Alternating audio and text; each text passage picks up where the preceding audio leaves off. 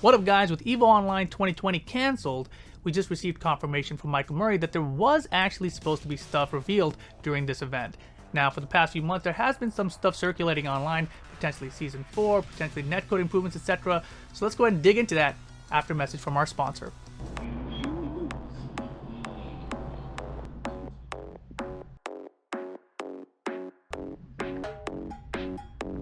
What's going on? You're not playing so hard. I got this date tonight. I don't know if I'm prepared. Prepared? Are the hedges not trimmed? Is the field ready to play? Is the landing strip not clear? Are the boys ready to play ball? Have you shaved your nuts? These nuts? Don't worry, I got you. Manscaped? Whoa! Now I'm ready to play ball. Manscaped!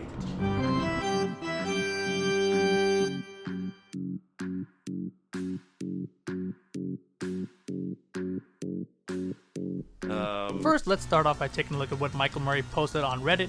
You can see in this thread here he said, "I'm sorry that there is no longer exhibition matches for Tekken 7 at EVO Online this year. The team has been hard at work on stuff to reveal at EVO Online, and I'm currently evaluating the best way to do that now.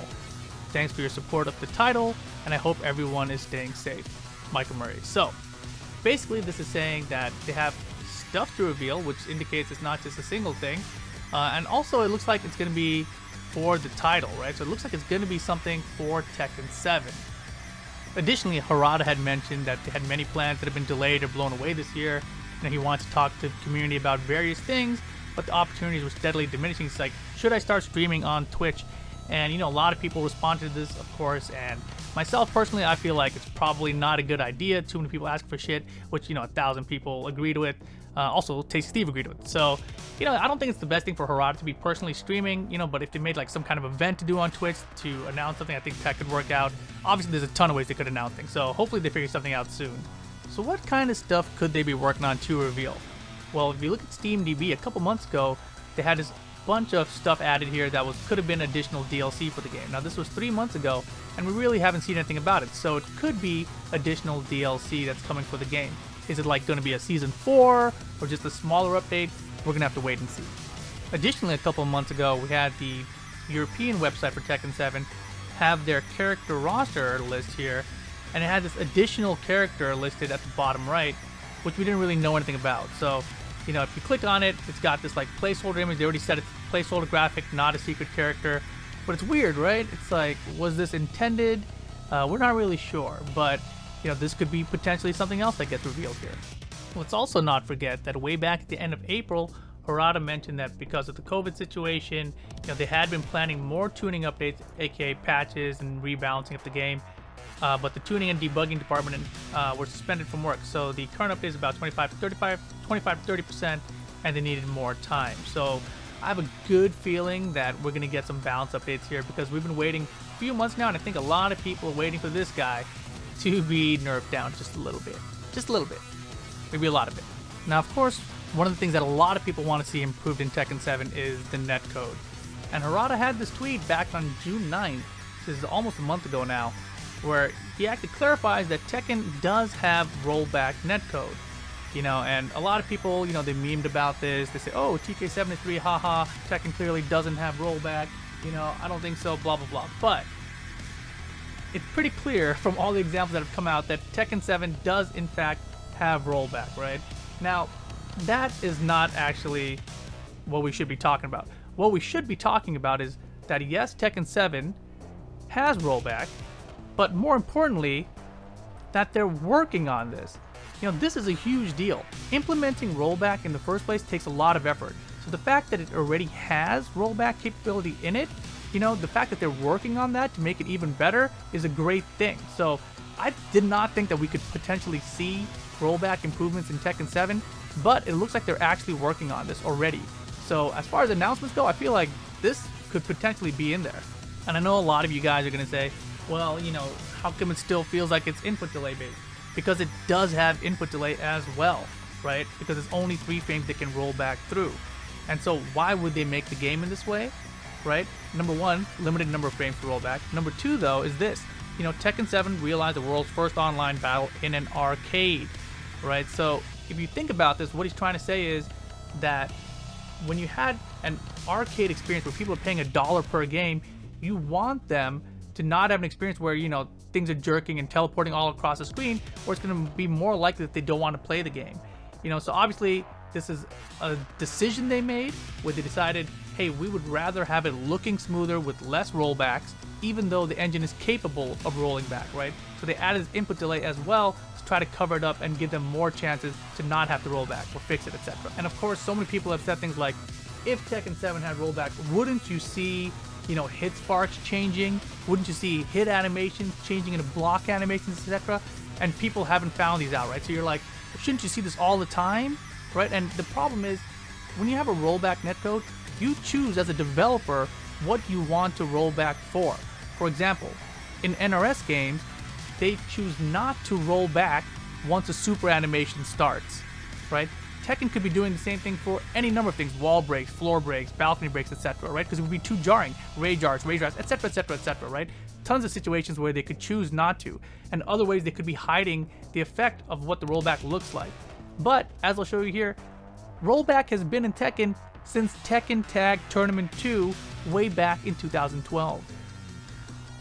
And again, you know, the problem with the current netcode is two things, right? They have too much input delay that they're scaling based on the distance to your opponent, I'm pretty sure, based on my experiences with the game. But then it's also that they're limited to only 3 rollbacks, right? So you've got input delay, plus you've got the rollbacks on top of that. So once they have more rollback frames, let's say 6, which Harad is saying that he wants to get to, you know, then they could potentially cut out some of that input delay. So this could feel way better, but it all depends on how much input delay they can remove and, you know, basically substitute the rollback frames for. You know, it's also a decision on whether they want to have more teleporting, etc. in the game to give better feel for the game. But yeah, if you see this tweet, I understand it's not amazing. Basically, you shouldn't feel any improvement unless you double that number to 6 frames of rolling back, right? But as I said before, rolling back that frame requires optimizing the overall game engine, which is what takes a ton of time. And if you look at the way NRS did this, it took them a ton of time with a ton of engineers to get this done, right? And as Ron says, we are working on this issue. Should I say it again? So multiple times here. This is June 12th, 3 days afterwards, right? He's still replying about, we are working on optimizing the engine so we can support more rollback frames, which is fantastic news. So now that we know that they're updating the netcode, you know, what else do I want to see? Well, I would hope that having more frames of rollback means that we can also reduce the variable input delay that's in the netcode. That's my guess, but I'm pretty sure that's how it works. So surely more rollback frames will help for cross-country USA play or even international play, but I would also like a more responsive experience on 4 and 5 bar connections as well. And by the way, bars are super outdated, right? Let's get rid of bars. But I'm in Los Angeles. I've played matches with the main man in Sweden, Grimzo in Germany. They don't feel great with the input delay, but they're surprisingly still playable because of the rollback that's in there. And I assume these matches will feel even better after this update. However, when people on stream watch me play these matches, they're shocked and they ask me how I'm even playing on this, and more importantly, why their matches look so much worse, etc. And this is because Tekken doesn't show you anything but bars, and bars have been outdated since they were introduced. 5 bars, same city, on Wi-Fi or power line can be way worse than 2 bars on Ethernet across an ocean. You know, the game doesn't show this to players though. So if you compare something like Mortal Kombat 11 to Tekken here, you see ping, connection type, you know, whether it's Wi-Fi or wired, and you see the frames per second, since frames per second also affects rollback netcode performance. So Tekken's netcode is also getting a bad reputation in huge part because it does not show you any of this information. You know, additionally, lobbies, I would love to see a pass or skip feature in the lobbies. You know, online tournaments, we're running WNF online all the time, you know, and it's running so much longer than needed just because we're waiting for the lobbies to reset because people cannot skip their turn. So if you don't want to play, you should be able to hit a button to skip your turn instead of waiting for the 15 or 20 second, whatever it is, countdown. All in all, I'm incredibly surprised that they're working on netcode improvements for Tekken 7. I assumed we wouldn't get netcode improvements until the next game. So this either means that they're testing the netcode improvements now, before the next game, or that Tekken 7 will still be around a while, right? So let's think about that in context of what we know here today. You know, either way, it's good news for Tekken fans going forward because we get better netcode. But what is coming next? Is it going to be Season 4? Are we going to get more characters? I know there's a lot of people out there that said the roster is plenty big, man. We don't need 4 more characters, right? Just focus on balancing the game down. So maybe that's what they're going to do. Maybe they'll just do, you know, 1 or 2 characters this time, maybe a stage or something, and then just do a much broader rebalancing of everything in the game. Because right now I feel like damage and wall carry is too high. I would like to see things scaled back, right? Make pokes more of an important factor and less reliance on launchers and wall carry and that sort of damage. Another potential idea could be Tekken 7 tag. Now, I know a lot of people don't want to hear this because they're looking at the current balance of the game. They're like, oh man, I don't want to play against Leroy and Fakamram as a team or Akuma and Geese as a team, etc. But it could be really fun, right? I mean, if you're thinking in terms of how do you extend Tekken 7 without putting out an entirely new game, I mean, obviously there's going to be some rebalance that needs to be done anyway, but a tag feature means you don't have to expand the roster.